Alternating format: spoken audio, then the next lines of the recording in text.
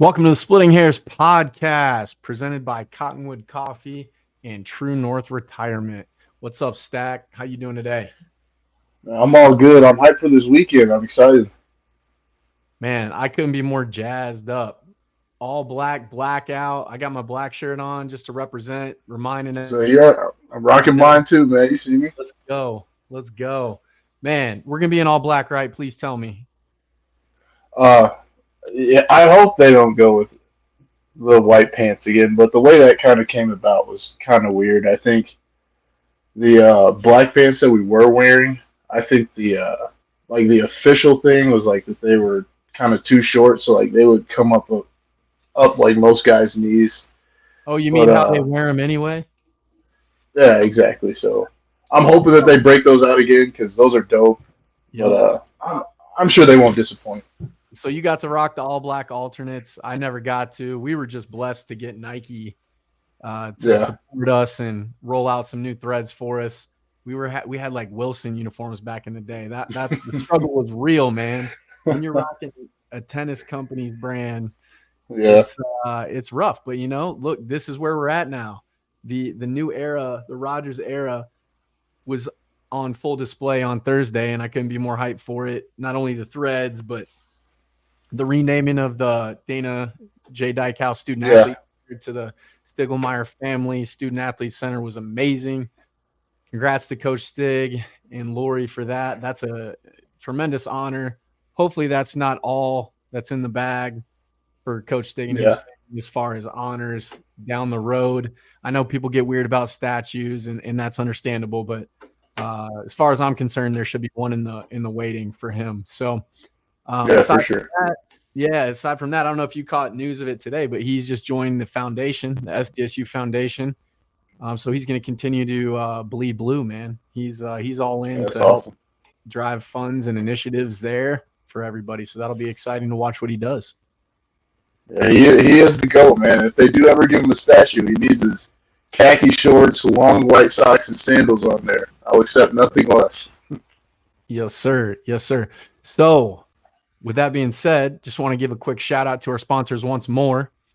And to give a shout out to, we got a new photographer for Splitting Hairs Media who's going to be on site for all games.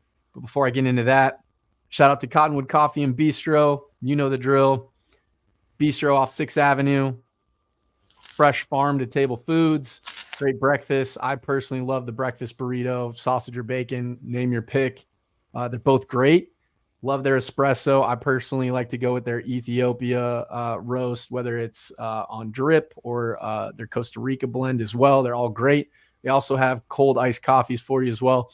Don't forget to check out their e-commerce at cottonwoodcoffee.com. You can auto subscribe to make sure you get your order on repeat, so you always get your caffeine fix. So check them out. Also, shout out to True North Retire. True North Retirement Team teaches individuals and business owners how to navigate life's uncertainties, protect their portfolios against risk, market risk, it could be business risk, real estate, you name it. An illness or injury that could require long-term healing, don't let that hinder you. Make sure you get your assets in order so you can live your desired lifestyle and grow their business without running out of money. They're licensed in multiple states, and they're proud to sponsor South Dakota State Jackrabbit football. For more, call for a complimentary portfolio review at 480-323-5801. That's 480-323-5801. Appreciate them for all they do. So with that being said, how did you like what took place on Thursday night? What were your thoughts? I mean, obviously, a win's a win, and it's cool that Coach Rogers got his first win. Just seeing, kind of a new era kickoff was really cool, even from their like intro, how they kind of have like and I hate to say this because but I guess a North Dakota State esque intro where you see him walking through the tunnel and like the lights are flashing, and I mean, obviously, I think it looks a lot cooler in blue than it does in green. But just seeing all the different guys kind of play and different guys stepping up in the different positions was really dope. I liked Tucker Large kind of playing a lot. It was really I was really impressed with like how he kind of stepped into that role of like, okay, like now I'm the guy. Another guy that I was super impressed with, I think his name is Bryce Hawthorne, D tackle number 96. I thought he played with a whole lot of juice. Even good snap off the ball. I mean, all the guys who were playing last year are back to form. I think they look great. But future's looking bright for the Jacks for sure. Yeah, no doubt. I love the way the defense was flying around. They got turnover after turnover. And not only did they, secure interceptions, but they housed them. I was incredibly impressed with Tucker Large's ball skills when he had the opportunity, whether it be on the defensive side of the ball or whether it be in the punt return game. The dude, his instincts are just dialed in next level. I like what they did with Dallas Beanham back there too. Personally, I like to see Tucker Large there. But when he can't go or when he's gassed, obviously Beanham filled in well. He's got great ball skills. Also, just needs to get probably some more reps, making sure he can secure those punts, because obviously they're coming in all types of ways now, whether it be rugby style or the traditional conventional spiral type punts when they're fielding them. From an offensive perspective, obviously got to take it with a grain of salt given the level of competition, but Mark was dialed in. He was really in rhythm, planting that back foot. Ball was out. He even worked through his progression a couple times. Shout out to Matt from Jackrabbit Illustrated. I saw the same thing. We were kind of going back and forth on Twitter and text about it. From a running back position, my gosh, we have a wealth of riches. Obviously, you and I have talked about it. What do you see from that position that you liked, didn't like, so forth? We're homers, so we're always going to be positive. But one thing that it kind of has to do with the run game. I wasn't super pleased with how the second O line kind of played. You know what I mean? Just so we kind of didn't get to see how good someone like Angel Johnson can be, because he's back there. He's kind of having a struggle. I know they're young guys, and I know it'll come along like as the season goes. But I think I was a little bit disappointed that I did get to see more out of him, and it's really not his fault. You know what I mean? But I was very impressed with how Isaiah and how Amar played. They look like they're back to prime form. And that's a shout out to Coach Jacobs. He's really been putting those guys to work. But I mean, I can't. It's all positive at this point. I mean, like seeing them play and how they were just honestly kicking ass. It was really hard for me to find something negative to say. So. Yeah, it was interesting given they were big up front. They were quite big up front, just like you mentioned. They had some big bodies. Obviously, that makes it difficult to climb to second level, no matter how good of an offensive lineman you are. Mass doesn't move sometimes, Yeah. And with that being said, I would like to see that improve heading into this next week. Obviously, we're going to see an even front. They like to run a lot of nickel, but before we get into that, there were some things that they can improve on from the game film. So I like to see that from the 605 Hogs perspective. Had a legitimate holding penalty on Mason. But other than that, pretty clean ball. I would like to have seen the second and third stringers maintain the shutout. I think that's that's disappointing, actually. You got to find ways to improve no matter what, and they should not have allowed that team to score on us, point blank. Yeah.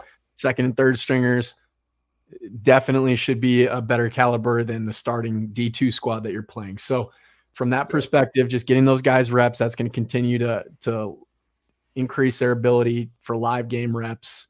It's going to increase their ability to kind of narrow the gap on some of their deficits. So that'll be good to see. Really surprised, like you said, you already talked about Hawthorne. That he was wreaking some havoc. I think from a internal clock perspective, we had that quarterback off rhythm, and he was trying to get it out before being sacked. We didn't get a ton of, I don't recall if we even got a sack. We did not get a sack, I don't believe. I'd have to go back, but I know that the pressure forced a lot of turnovers. Quentin Hicks was a man on a mission. He was causing a lot of havoc back there. Speak to that. I really think that the the defensive line play, even though like it didn't show up in like sacks and all that kind of stuff, I thought it was great. Like just watching the first team go out there and just bending guys back. I saw a play where Cade Johnson literally with one hand put a guy like an offensive lineman onto his back, like Ryan Van Marl, bull rushing guys literally onto their back. Like the D line, the defense in general, the guys that played a lot of ball, like they did what they were supposed to do. Super fun to watch. Savion stepped into that role too. I think at linebacker, with Bach not playing, was just absolutely amazing. I'm very pleased with how the defense played as a whole. Well put. I think from some of my notes, just going over them here, I think, we also had another false start on O'Brien. That's got to be corrected. That's kind of been his MO, gets a little antsy. So if he can hold his water, that'll help us through the year in more hostile environments, especially coming into next week. There's going to be a packed house, blackout. He'll have to do what he can to clean that up, and I'm sure Coach Olson will get him corrected there. Wildy, Alex Wildy, how old is this kid? Just balling. He is a baller. He's born to play the wide receiver position. Yeah, he's really fun to watch. I really, really enjoyed watching him. Like even hearing his story, seeing his parents post on Twitter about how he had a jackrabbit in his bedroom growing up. Like, that's the kind of stuff like we talk about Mark. Like that's like movie stuff for you right there, man. And this guy comes from high school. He's playing for like the team he's always wanted to play for, and the lights aren't too bright. The moment's not too big. Like his number's called, and he makes plays. I thought that was dope. Yeah, man. And shout out to guys like that. One that comes to mind right away, Adam Fritz. You love those lifers, right? Like the fully committed guys who just eat, sleep, and breathe Jackrabbit football. And clearly, if you're going to throw it up on your wall when you're a young kid, that's a testament to your class and every class that preceded it for setting that standard to where they created an excitement and a desire for these young bucks to come out there and play. That's the whole point in developing a following, building an atmosphere, getting College game day to come and potentially come back. Got a lot to do, but play our cards right, and that's going to be in the mix for us as we move forward here into our offseason slate and in the Missouri Valley Conference schedule. Speaking about other receivers, obviously Wildy lit him up. Pretty much had whatever he wanted if we needed to go there. But Graham Goring, did you catch him a little bit? Yeah, I mean, the coaches are high on him, and even the announcer told him like, yeah, this is a guy the coaches are really excited about. But I mean, just being very dependable. Like making the plays you're supposed to make, fighting for extra yards when guys are trying to tackle him. Like that's the kind of stuff you want to see out of dude. So I'm excited to see how he plays through the rest of the year too. Yeah, similar to Savion Williamson's situation, right? Stepping up, responding when being called on. Similar, but not having Savion's experience is Graham, right? Coming in, redshirt freshman. He has a similar build to the Yankees, right? 6'3-ish, 205, great movement, fluidity out there, in and out of breaks, low pad level. And what surprised me the most was Coach Lujan dialing up motion into the backfield, and the dude is lead blocking for Amar. I mean, that was something you don't see every day. I mean, the Yankees do that too. The Yankees will backside sift, they'll even lead up, but Graham doing the same thing. Then that just adds another element, a different look of what you have to defend and what's going to be coming at you. So just keep an eye on that moving forward. It's another little wrench in the system for the Jacks. Yeah, and it's hard to find receivers that are willing to do that. And I think that's a testament to like the kind of coaches that we have at South Dakota State. Like you go to any other school, like telling a receiver, like, I'm a lead block for who? Like, I don't do that. Like, I catch balls. I get touchdowns. Like, finding guys that are that committed to the program where it's like, no, like if that's what it takes for us to win, like that's what I'm going to do. So you can't speak enough on, what Jimmy and the rest of our coaches do. So. No doubt. And getting that buy-in, getting them to realize this is only going to increase my ability to get the rock, right? That's what it boils down to. You play selfless when you need to, you get rewarded in the end, right? Humble yourself and you'll get rewarded in due time. One of my favorite verses. So with that being said, I also want to touch on the running back position like you and I talked about. We are jobbers a little bit. Obviously, we both played for state, but the thing is, I wanted to see Amar break first contact more. Everybody knows he's got the shiftiness, the swivel, the smoothness to be able to break and hit a home run pretty much whenever he can. But there were times last year when the first guy would trip him up or he would go down a little bit easier than I thought maybe he should have given his skill set. But boy, did he really elevate that, at least on Thursday. And I'm confident he'll do that going throughout the rest of the slate here. What are your takeaways on his performance?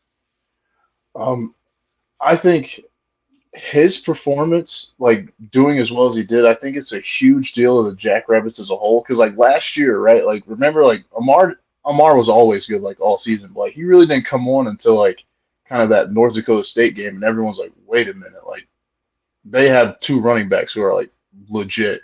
You know what I mean? And having that throughout the whole season is going to be huge for the health of the team, for the different looks we can give, and like the confidence our coaches have in both of them is just having two running backs like that is going to be huge. So I'm super excited. I rarely find myself at a loss for words, but like I am just so excited to watch these guys play, especially in a big game like this week. Yeah, and so to your point, he showed up when the lights were the brightest in the most difficult environment, and that's when you go, damn. And then what he did in the FCS National Championship, he really solidified his spot as a real potential 1A, 1B threat in the run game, just point blank. Another area I'd like to see him improve a little bit is his pass pro. Granted, he's probably not going to be called upon to do that a lot, but he will be called upon to do that. These guys all have NFL aspirations, and they certainly, Amar, Isaiah Davis, certainly have NFL potential. And if you look at what Pierre Strong was called upon to do at the next level, is be a special teams dog, and you got to pick up that pass pro. You got to learn how to chip. You got to be able to, protect. Ball security is team security is ball security, right? It's a team thing, and you got to protect the quarterback. So we'd like to see him do that on one of the plays where Chase sprung his big run. He kind of caught the blitzer off the edge, so I'd like to see him be a little bit more attacking. I'm sure Coach Rouse is going to clean that up as well. Moving forward, kind of switching gears here to the defense. Really love the physicality. We were out there putting guys in body bags, but the thing is, a couple times we were a little bit overzealous. Maybe it's the first game jitters, maybe flying around full speed, just trying to knock a different color flat out because you're tired of hitting your own team for a month straight was part of it. But a couple times we were either one step too quick or maybe a half step too slow. A couple times we didn't squeeze down tight enough from the DM position. There were a few gains that should have gone for either no gain or a loss that kind of sprung out for decent sized gains too much for our defensive expectations. And then tackling typically is going to be something that needs to improve and progress throughout the year. But there were a couple times Tucker Large could have had a TFL. Peterson could have squeezed down a little bit more tight. Taking the air out of the play, as they call it, from that DN position would have been better. And it's something we're going to need to do and be much more crisp coming into this week because Tommy Mellott, that's what he likes to do. He likes to keep it.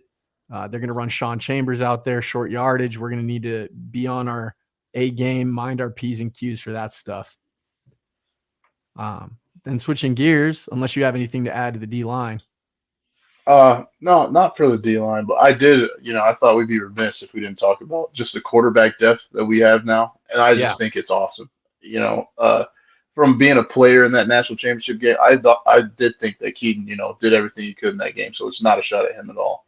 But I just think, it seems like there's like attention to detail to like we need two other guys who could control a game and who are ready to go in at all times. So, and I feel from seeing Chase Mason and John B play, I think, both of them look like they're legit FCS starters. Like they would be starting elsewhere. And that's really cool to see that, saying my prayers, crossing my fingers. Hopefully we won't need it, but obviously you got two other guys back there who really know ball and can really play some ball. So that's cool to see. Yeah, and Chase Mason, great point. 2.5, 3 years he's been out a ball from a contact live rep perspective. So just seeing him get out there and be able to kind of knock off the rust, let the butterflies subside, and really get out and let his athleticism show, that was remarkable. I was going nuts when he was spraying it because I was like, this dude, first of all, he looks like a creative player from Yeah, he's a big NCAA. ass dude. He's Yeah, huge. He's bigger than Mark, and that's saying something because you see Mark and he's so well put together. He's lean, right? But he's a legit 230. The dude's got big old legs. He can get out on you. But Chase, yeah, I mean, delts popping. What the hell is Coach Jacobs doing out there? yeah, Everybody's got their veins popping. Maybe it's South yeah, Dakota beef that they're getting fed with, or I don't know. But man, they look great in uniform, but they also are playing up to the way they look aesthetically. So that's always nice. I would like to see, John Bell too, man. I mean, they're just good, really good looking quarterbacks. They pass the eye test. Would really like to see the accuracy get more dialed in. They got to get more dialed in on accuracy. I think Chase is similar to Mark when he was young. Obviously, Mark's older. He's had a lot more live reps. And I hope at least the same case will be said or made for Chase. Once he gets hit a little bit, gets into the rhythm of the game, he'll settle into his throws because some of those are a little bit errant. Want to hit it, want to throw right to their eyes, regardless of position, regardless of route. Throw right to the eyes. A couple times balls are getting away from them. Really can't have that. But again, knocking off the rust, first game of the year, getting a lot of different live action rep with different pieces, right? Different offensive line sets, different skill position sets. So it's all a little bit mix and match, and we're starting to get more into the flow of it as the season moves on. So really exciting stuff. We're definitely deep. Mark is definitely the guy. Damn. yeah, Continues to impress me with how he elevates his play and those around him. yeah. And I was talking to him this week about his little helicopter play. I'm like, look, bro, like I understand, like you're trying to let your nuts hang. You're like, hey, I'm the guy. I'm like, look, brother, like there are more important games than this one, gang. Like, Yep. But that's so funny because I played with a guy very similar in mentality to Mark, Corey Jeske. Corey Jeske was an elite runner of the football, had a lot of RPMs on his ball, threw a lot of zip on the ball, got switched to safety. But we would take health promotion classes and there'd be some competitive thing, no matter what it was. The dude had to win it. You can't. And I had Lori Malum, who actually is AJ's wife now. She was our athletic advisor at the time, but she was like, you can't stop a competitor from competing. And that's Mark, right? Hopefully he's a little yeah, smarter. Hopefully Luan said, yeah, great play. Don't you ever do that again. yeah, But I loved it. I love that he got up from yeah, it, but I loved yeah, exactly. it. Yeah. So, I mean, it was amazing, but we've gushed, I think, about the squad and the game enough. They did what they were supposed to do. Shout Exactly. out to Coach Rogers on his first victory as a head coach. Got his first FCS game coming up here. It'll be a blackout. Man, what a game. First FCS game as a head coach to have to Yeah, be under the headset for. I know he wouldn't have it any other way. exactly. I mean, you already know I have a special disdain for Montana State. They're the ones that ended my football career, so there's nothing I love more than to see these guys come out here and literally just kick their ass. And I mean, I know this is a good football team. They're well coached. I also think, we were talking about it earlier. Um, the Jacks can exploit them in a lot of ways, like we were discussing earlier. I think, Ty Malott is a great football player. I played against him myself. I think he's, a dynamic runner. But I think, the way this defense is built, we could do some real damage to him. So Yeah. The defense as a whole certainly has to like some of the things that they're going to see on tape or that they have seen and that they've experienced personally firsthand. Just running down the notes before we dive into specific matchups. Coach Vegan's obviously in his third year, 2 semifinal appearances, 1 national title appearance. That's a pretty solid resume to start it off. Plenty of experience with the Jacks and with the Jacks defenses as he came over from North Dakota State. That was a while ago. He had a stop in Wyoming since then. So a lot of things have changed per se. different guys under helmets, different makeup of the team, different leadership now, but really the same MO. We want to play great defense, make them one-dimensional, play ball control offense. They want to do the same thing, right?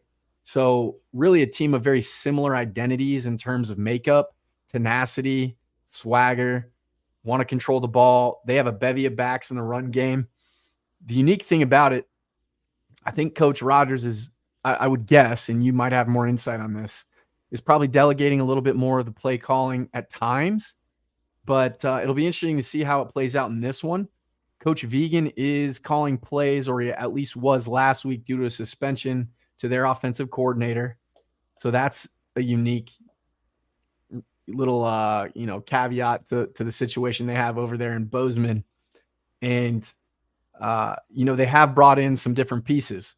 The OL coach, their offensive line coach, came over from Wisconsin, where he was the running backs coach, brought a running back over for them as well that we'll get into. Uniquely, they have a 6'9", 232-pound kicker. Their kicker is 6'9", 232 pounds. He handles all the kicking duties like Dustman, so it'll be pretty interesting. And the reason they had to fill that void is because their previous kicker left to go to UCLA. So he's with Kelly over there. When we look at Tommy Mellott, like you said, he's a ball player. Tommy Football is a good nickname for him because he just plays ball. I do think that watching the tape against Utah Tech, formerly Dixie State, who the Jacks have familiarity with, it was a lot more of the same. One-on-one matchups, kind of back shoulder throws, leaning on the run game, not necessarily working through any progression, but trying to throw the ball up, let his guys make a play. It's kind of a gamble. You live and die by that sometimes. And with what we saw from our secondary, Colby Herder, like you called it, Matthew Juice getting the Gato Award for getting after that ass. Really liked that. You called your shot.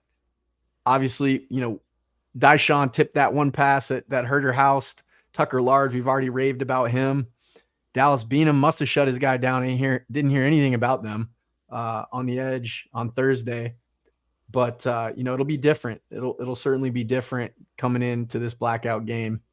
Your thoughts on Mellott? Is that a good takeaway? Yeah, I think it's pretty accurate. You kind of watch him play, and he reminds you of. And I don't want this to sound bad at all because this is the closest to a compliment that I could give. Like he reminds you of kind of like a discount mark. You know what I mean? And that with his feet, he can make a lot of plays. I don't think he's as dynamic in the air raid kind of aspect. I don't trust him kind of breaking down your defense, but I do think he's a lot closer to. He's like Mark and the Holy Cross guy because he likes to make a whole lot of plays with his feet. Once the pocket kind of breaks, if that DN rushes a little bit too far upfield, he's gonna take off. So yeah, he's a great ball player. That's a great assessment. He rushed for 1,000 yards last year and threw for over 1,000. So he and I don't think your assessment of him is a slight. I think that he is more run heavy, like you're saying. He'll lean on his legs more. When shit hits the fan, he's gonna take the ball down and get what he can, right? And there's something to be said for that because that's kind of the way the game has shifted in a lot of ways. Yeah. But the Jacks thrive when you can make guys one-dimensional. So that being said, I do see them throwing a lot more wrinkles into the game. I see them mixing in different trades, shifts, and motions. And for those listening, trading the tight ends, shifting the tight ends, motioning different guys, much like we touched on with Graham Goring, getting into the backfield. I think they're going to force us into different looks to try to force our hand so that they can get the looks that they want. That's the name of the game, right? And in doing so, I think they're going to lean on, they had 3 different running backs, right? They had Lane Sumner touch the rock, number 24. He started the game for them. Then they had Scott Trey Humphrey, number 22. Julius Davis, a transfer from Wisconsin that we touched on, number 32. Similar to Isaiah in style, just smaller in stature. Very compact, physical, likes to run through the ball, likes to run through contact with the ball. Then at the wide receiver position, they had Aiden Garrigan, number 85. Jared White is a freshman wide receiver from Frisco, Texas, I want to say. He kind of lit up Utah Tech. And then an interesting thing, this you'll know this. You remember the name Rush Reimer? Yeah. Rush Reimer moved from left tackle down into left guard, and they're saying that he's actually a better left guard. This is one of the more natural positions for him. But previously, he was one of the better tackles in the subdivision. But he's doing so because Connor Moore, their freshman, really stepped up into that left tackle position and owned it. So that'll be interesting because the experience we have on the edge. Wonder if that's a matchup we can exploit. I don't see them sitting back there very long, even against Utah Tech. Like the passes weren't very sit back here for a while. It was a quick game. It was a slant, kind of like a. Never mind. I was gonna make a bad joke, but I think there's no way, and I'm not I sound like a homer a lot, like when I talk about the D line, and I hate that I do that. But I only do it because I truly believe our D line is like that. They're that good. Yeah. I don't think that they're gonna bet on, hey, our guys can block your guys and Tommy can sit back here if he wants. There's no way they're gonna try and do that. Definitely. I mean, I would agree with you. I'll give the slight edge to our D line. That being said, they do have some dudes. There won't be any excuses about travel, the wear and tear of the season. Sean Chambers didn't play in that game. He's an X factor. It's especially another their red zone packages for sure. Yeah, in the red zone. Hopefully, it doesn't. We don't have too many opportunities. Yeah, for real. In the red zone, but the game is what it is, and there's adversity and sudden change all over the place. So, I mean, if you watch that Clemson Duke game last night, one team can lose a game far more than another can win it. And that's kind of the name of college football sometimes. And, they're big up front on the D line as well. They got Valdez is a 5 tech, Alston's a DL. He had a pick from a tip ball. So they're very active. That was a great play. I mean, and their D line, and this even goes back to when I was playing, I think their coaches, I do believe, do a great job recruiting D line because, when you find FBS schools, a lot of their guys look exactly the same, right? Year to year, and they always get those long, athletic, lean D tackles. And I think whoever their D line coach is does a great job because I think those guys have always been active. I think they put a guy in the league a year or two ago. One of them at least put an NFL helmet on. Yeah, I think it's a Washington transfer, but they still develop them, because they've had a lot of time down there. But, taking all that into account, they got a lot of new faces I saw on D getting some time outside of the D line, specifically more so in the secondary. They graduated Ty Okada, tomato. I don't know how you say it. No disrespect to him, but the dude's a baller. He's a guy. He's with Cade Johnson on the Seahawks practice squad. So, I mean, if you look similar to us, we were talking about Chase Mason and Tucker Large and, Ryan Francel, all these other guys getting off the bus looking jacked. They got their own squad who look like Tarzan, right? They're built for it. Yeah. So it's going to be, this is such a unique game because we're so similar, I think, overall, top to bottom. I do think there's some advantages in certain areas. I think we can get what we want in certain ways through the air. Definitely showed some suspect pass coverage at times. And like you and I were talking pregame before the show, when you have to blitz, which they like to do a lot, when you have to blitz a lot, sometimes that can just be your forte. You like heating up the offense. But other times it's a result of you not being able to cover downfield. And it's kind of a Band-Aid for a bullet hole type situation where you're hoping you can get home before the offense strikes, right?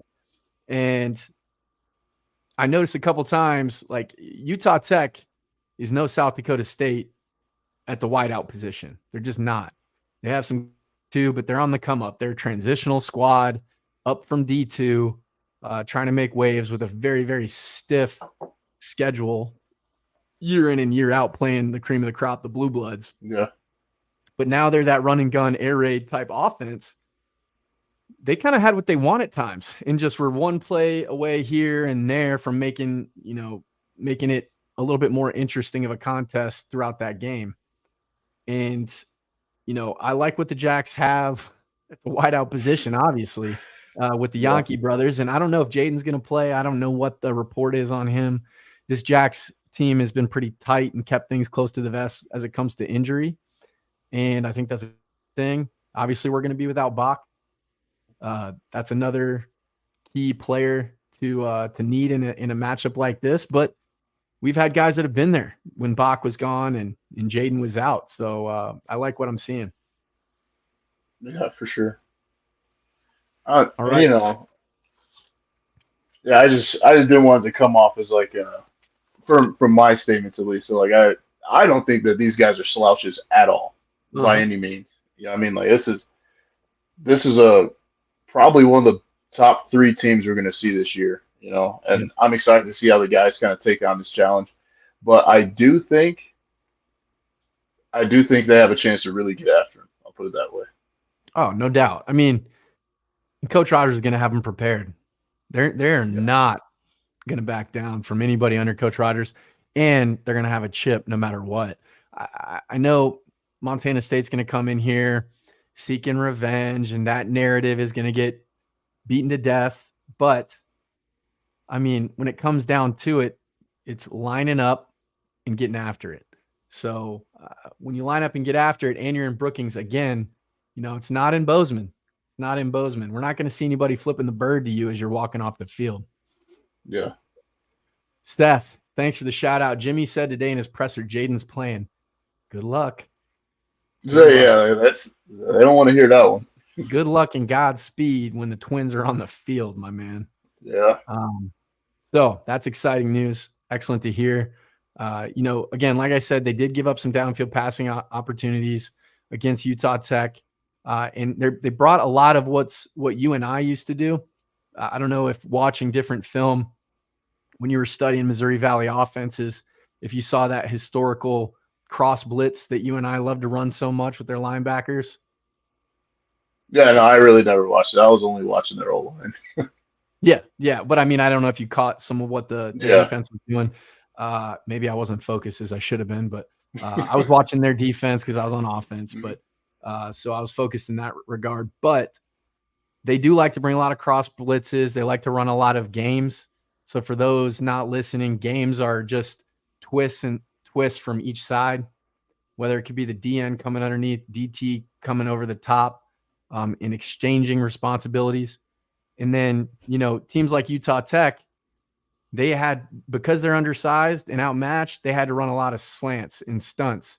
And when you do that, you create big lanes in the run game at times when the second level defenders are not filling their gaps, right? So, yeah, they ran all over Utah Tech, but you got to take it with a grain of salt to some degree because we're not going to be doing that. So, speak to that. Yeah, But those dudes.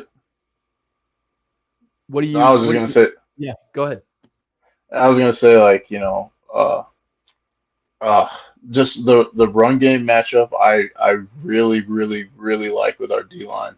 With the way Jared DePriest has been playing, bending guys backwards. I like Brian Williams who got the start. Really dense dude. You're not moving him, and obviously I'd be remiss without mentioning Ryan Van Marl. Like Yeah. you want to run the ball in the Jacks. Like good luck. Like that's how I still feel. Like obviously we lost some great players. Caleb's gone, but from what I see out of Brian and Jared, I'm still very comfortable with knowing that they'll be able to stop the run. And I don't know many guys that are really going to blow them off the ball at all. So it should definitely be a good like matchup to watch. But I think it's one that we're going to excel in. Definitely. And just to touch on it, when you were playing 2019 for the college game day experience, it was so blatant how much the fans impacted North Dakota State's offense. I mean, false starts, making it difficult for them, and really just changing the entire dynamic of everything I had seen since I left South Dakota State. When we played at Coughlin, we had kind of a home field advantage because we would sell more tickets than we had capacity for. So people would stand and it made a real intimate type feel. But ever since then, bigger stadium, needing everybody to show up, hunting season.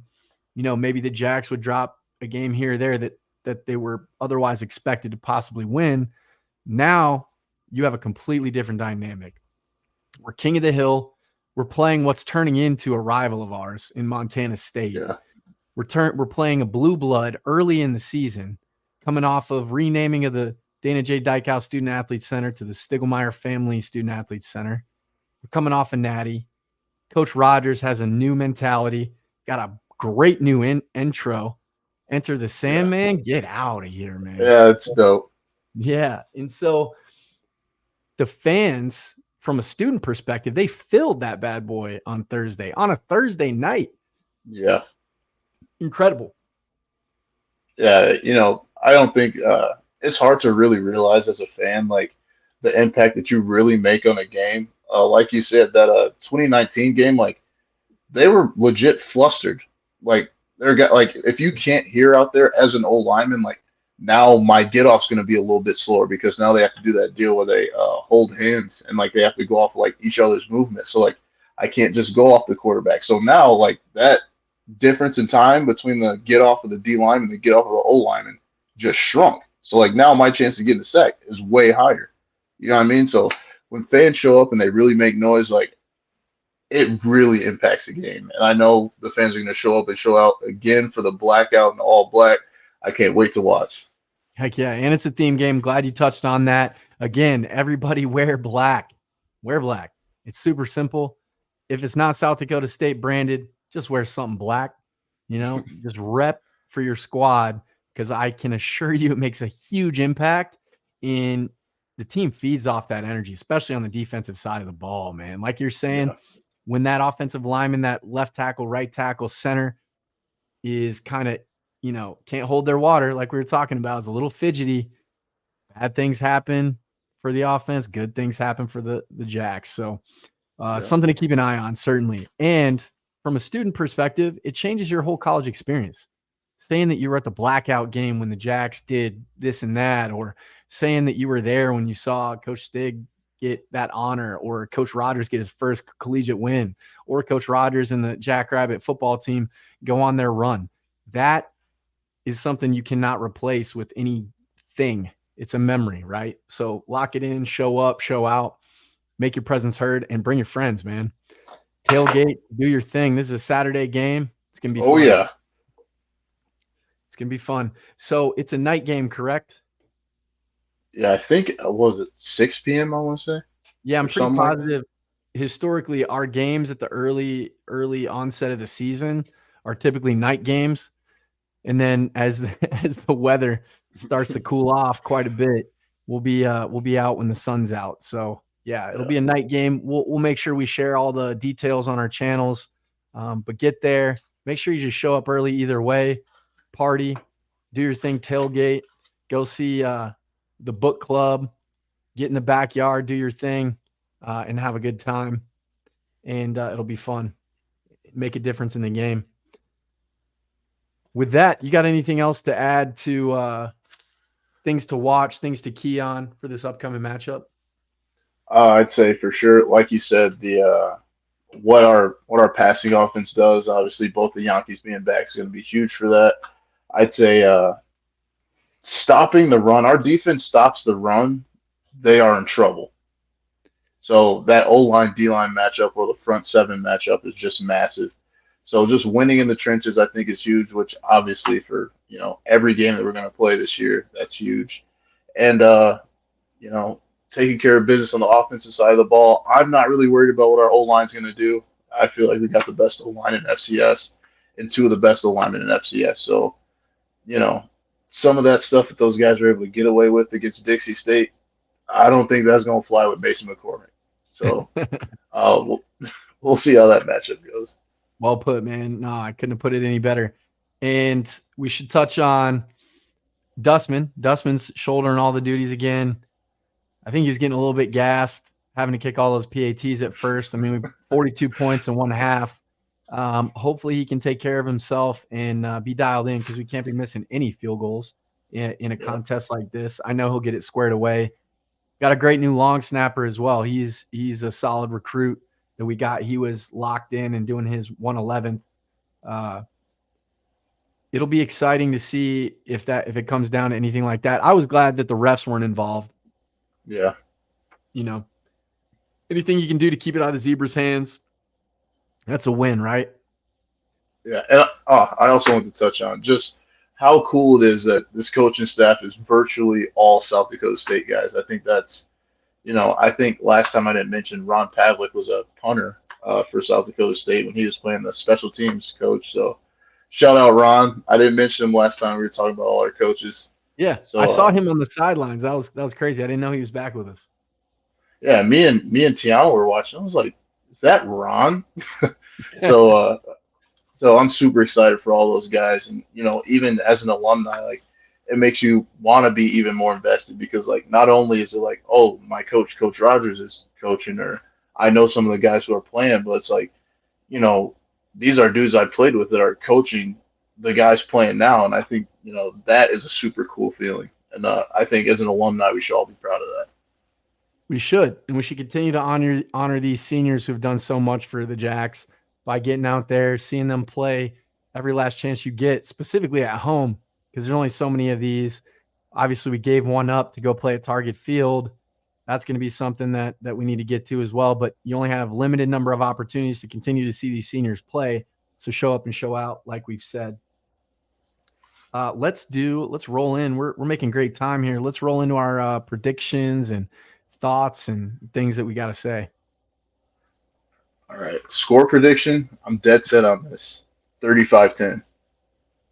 That's a good one. I thought we were both dialed in, man. It was really going to track to a 63 type score, and then we just kind of got the yips with some of our second and third teamers. Yeah. But hey, that's how the cookie crumbles sometimes. But Yeah. 35-10 is excellent for this. Man, now I'm on the spot. We scored 45 last week. Should have had. Okay. I'm going to go 30-14. Yeah. 30-14. I think there'll be some things we got to work out. There could be some field position battle. They might get lucky with a 50-50 ball here and there. They might spring a couple runs, but I think we'll settle in and I think we'll start to pull away. I like 30-14. So we're on the same page here. We're on Yes, the same sir. page here. Dialed in. Well, you called your shot last week with player of the game. I kind of got I backed my way into getting Ryan Franzel because he got special teams player of the week. He was for sure letting his presence be known out there on special teams, putting a body on a hat. So that was nice. Yeah. And Graham Spalding, the law man. He made the first tackle of the year on special teams. So love that. All those linebackers are going to need to step up, obviously, with a big loss with the All-American missing some amount of time here. So we'll see how that plays out. Yeah. Players of the game, Stack, who do you like on offense? Who do I like on offense? I gotta go with Isaiah Davis because I can't help but think that at some point in this game, whether we're up, or it's close, at some point we're going to lean on Isaiah. And I know he's going to deliver. So Isaiah Davis for offense for sure. I like that. I really like that. I'm going to go with Mark because I think he's going to have to be the field general that he is. I don't know that'll necessarily show up statistically, but I do think his impact and presence and decision-making is going to be on full display and show why he is of the caliber that he is. So I'm going to go with Mark. Defensively, who you got? Dyshawn Gales, they're going to test him with, I think, who's that, number 2? They're going to test Dyshawn, and he's not going to go for none of that. I'm already knowing. That little quick game stuff, goodbye, gone. No, nice try. You're going to just run it, Tommy. No. Yes, Don't sir. do it. Yes, sir. It'll be interesting to see Dyshawn how not going for that. No, not at all. Dyshawn, he's just moving with so much confidence on the field. He's dialed in. He's watching his tape. He knows the game. He's such a vet at this point that he just moves differently out there. And I love to see it. I do think they might look to exploit our tenacity and our pursuit. A lot of times those aggressive defenses they'll throw wrinkles at you to try to see if you stay home or over pursue. So I could see them trying to gimmick us a lot because historically, if you watch the tape, teams like North Dakota, who, if you saw Sports Center top plays, they made another one with some wild triple reverse stuff like Yeah. that. I could see some stuff like that. They showed a little bit of wrinkles for it with the Utah Tech tape. So I think that could be in the mix. So we'll have to kind of keep an eye on that, see how that plays out. For me, I could pick a number of guys. I want to go with Daishan. I want to go with Savion. I'm kind of torn between Savion and Tucker, but Tucker is a different dude. I think he's so instinctive, and it's like he doesn't know any better that he's little. You know, his name is so fitting for how he plays, right? Yeah. Don't know anybody with the surname triple extra large, but that's how he plays, right? He plays like a D lineman in terms of size and scale because he's so tenacious and flies around. Yeah. And I think he's going to make his presence known, whether it be on defense or special teams, or defense and special teams. So that'll be exciting. I'm going Tucker large. And just go ahead. Oh, I'm sorry. I just want to say, speak for both of them, Daishan and Tucker. One thing that I just love about them is like just the energy that they bring to like playing football. Like you could tell, like sometimes, like Daishan's out there. You could tell he's having fun. He's playing his ass off. Like it's just so infectious to watch. Like just as like a fan sitting on the couch. You know what I mean? So like what him being a leader on that team and like what that really does for a whole squad. Like you cannot speak enough about it. And like just seeing the growth that he made from when he first got there, being a dude that came from just being a quarterback in high school to like being the guy at a whole new position, and just I'm so proud of that dude. And he's been so fun to watch. I just had to give him a shout out. I know, man. I love his swagger. I feel like he really sets the tone for the DBs out there, specifically on an edge, because it's a lonely world when you're matched up against yeah. Like, can you imagine being matched up against a Yankee? We saw how the NDSU corners failed. Like, you know what I mean? It's a different world. It's not easy. Yeah, it's not easy. In my opinion, it's one of the toughest positions to play in ball. And you just look at what Travis Hunter did. If you watch the Colorado TCU game, my God, there are some people that are just different animals, and they just rise up and want it. And I think Daishan, not to put them in the same caliber, that's not really fair, but he's one of them. He's got that dog in him, and that's what we need. That's been the MO of Coach Rogers his entire life. Now it's trickling down into his players, and you love to see that. And, switching gears, 3 phases of ball, right? It's always 3 phases of ball. You know that. Who do we got stepping up in special teams to really make a difference? Oh, man, because you already know, like, with Coach Rogers, your head coach, your special team has got to be nice. And obviously, I got to go with Graham again, because I know we just going to have to pray for whoever catch the ball, right? Just because, like we said, like, put the warning label on his helmet, man. It's not good for your health. You should not be out there with the ball when Graham Spalding is on the field. I got to go with Graham. Yes, sir. I like that pick. I'm going to go with the same, not to, just be all chummy on this, but I like that he's making the most of his opportunities, because I didn't see a ton of reps that he was fielding because we were so deep at linebacker. I didn't see a ton of reps in that phase of the game, but I did see him make the most of it on special teams. Graham's motor, obviously a little undersized. He's always going to be full bore, empty in the tank, and that's obviously set the tones for the young guys who are doing their thing. And I'd be kicking myself if I didn't shout out Kusler too. Was it Adam? Not Aaron. Number 40. Yeah, Adam. It's tough to tell, man. I can't even tell which Jackson and Jaden apart, really, except no, I still can't tell them apart. I'm lying if I told you I could.